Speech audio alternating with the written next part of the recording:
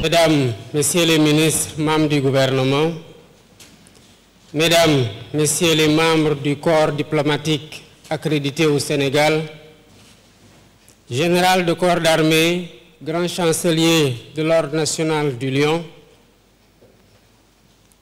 Général de corps d'armée, chef d'état-major général des armées, Général de division, haut commandant de la gendarmerie nationale, directeur de la justice militaire, Messieurs les officiers généraux, Monsieur le recteur de l'université Cheikh Anta Diop, Madame, Messieurs les éditeurs de la 3e promotion du cours supérieur de guerre, stagiaires de la 6e promotion du cours d'état-major, Mesdames, Messieurs les officiers, sous-officiers et militaires du rang, honorables invités, à vos rangs, titres et qualités.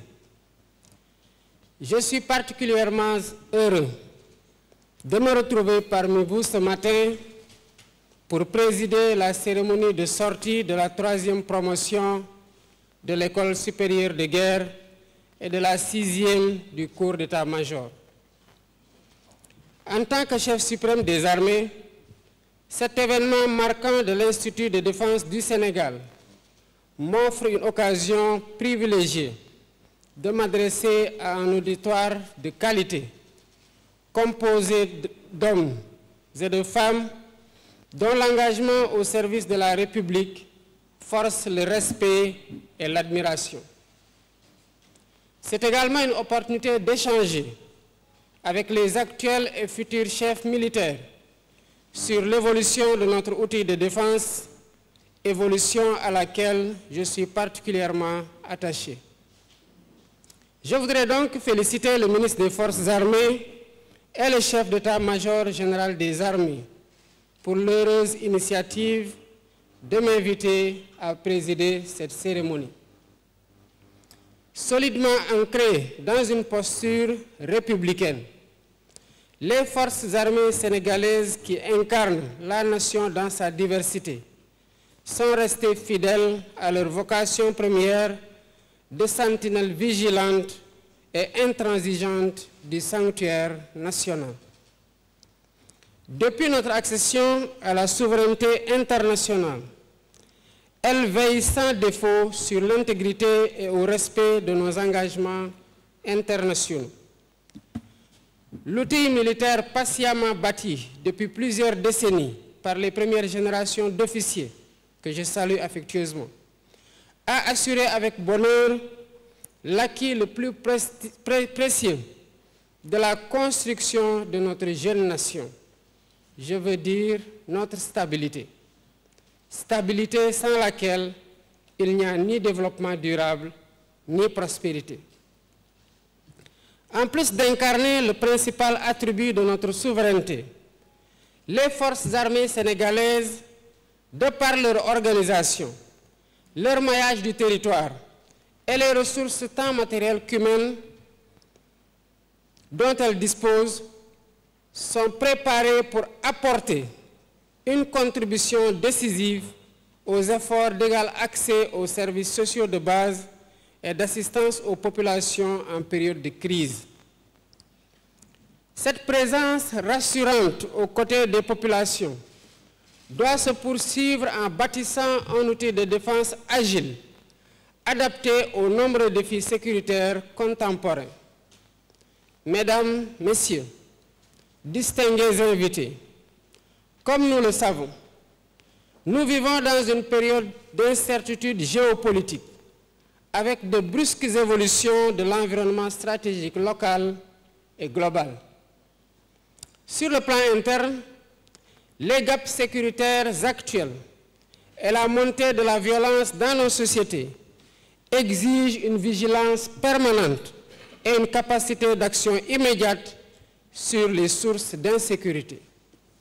Cette posture nécessite le développement de synergies interministérielles qui sont nécessaires à la mise en œuvre et à l'exploitation de tous les leviers d'action de l'État. Cette approche inclusive et décentralisée de la défense et de la sécurité, inscrite dans un cadre législatif ou réglementaire approprié, devra être développée et inscrite dans notre stratégie de pacification de l'espace public. À l'international, les évolutions fulgurantes de l'environnement géopolitique mondial et sous-régional créent des vulnérabilités qu'il faudra limiter par une adaptation stratégique qui passe par un effort budgétaire conséquent en matière de défense compatible avec nos ambitions. Elle requiert surtout une maîtrise graduelle des technologies de défense pour réduire nos dépendances. J'invite donc le ministère des Forces armées, en relation avec les départements de la recherche scientifique et de l'industrie, à bâtir rapidement des cadres de coopération nécessaires pour développer des capacités endogènes de production des équipements de défense dont nous avons besoin. Sans industrie souveraine de défense, nous ne pouvons garantir notre liberté de choix et d'action. Puisque les hommes et les femmes resteront la matière première, la richesse première des armées, les efforts pour équiper les forces seraient vains sans des ressources humaines de qualité. C'est pourquoi la création de l'Institut de défense du Sénégal constitue l'une des plus pertinentes réalisations militaires de notre pays. Il nous permet de nous approprier la formation de nos élites militaires en mettant un terme à la sous-traitance de l'enseignement militaire supérieur tout en favorisant l'émergence d'une culture stratégique nationale, voire sous-régionale. Monsieur le directeur général, de l'Institut de défense du Sénégal, vous avez présenté tout à l'heure les promotions du cours d'état-major et du cours supérieur de l'école de guerre. Je me réjouis de constater que l'IDS s'ouvre de plus en plus avec la présence en son sein d'officiers originaires des pays partenaires qui nous ont fait l'honneur de nous confier la formation d'une partie de leurs élites. Cette année, 14 font partie des promotions sortantes et 8 proviennent de 8 pays amis, vous l'avez dit. Cette présence remarquée, source d'enrichissement mutuel, témoigne d'une belle forme de coopération sous-régionale, régionale et d'intégration africaine. J'exhorte le ministre des Forces armées et l'ensemble du commandement militaire à poursuivre et à élargir cette coopération avec les pays frères pour une meilleure prise en charge de notre sécurité collective. Le bilan élogieux que vous avez présenté témoigne de votre engagement personnel et de celui du corps professoral dans l'encadrement. Je vous en félicite et je saisis cette opportunité pour vous encourager, au-delà des félicitations, à poursuivre ces efforts pour consolider les acquis. Vous pouvez compter sur mon soutien constant et indéfectible pour hisser l'Institut de défense du Sénégal au niveau le plus élevé. Je salue et encourage tout autant la synergie d'action avec les autorités universitaires, les partenaires nationaux et internationaux dans une quête perpétuelle d'excellence académique.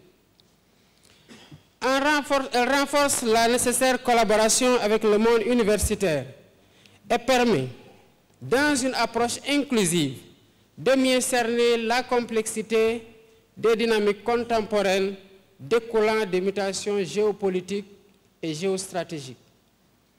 Mes remerciements s'adressent également à nos partenaires internationaux, notamment les États-Unis, la France et le Royaume du Maroc qui, chacun, ont mis à la disposition de l'Institut de défense du Sénégal un officier supérieur coopérant pour accompagner cette jeune et importante institution de notre pays. À vous, auditeurs de la 3e promotion de l'École supérieure de guerre et du 6e cours d'état-major, je dis toute ma fierté. Les brillants résultats obtenus témoignent de votre engagement personnel tout au long de votre formation. Au cours des 10 derniers mois correspondant à votre scolarité à l'IDS, vous avez appris à structurer votre réflexion en vous astreignant à des méthodes qui sont en adéquation avec un processus décisionnel cohérent et rigoureux pour traiter des questions relevant de la défense et de la sécurité.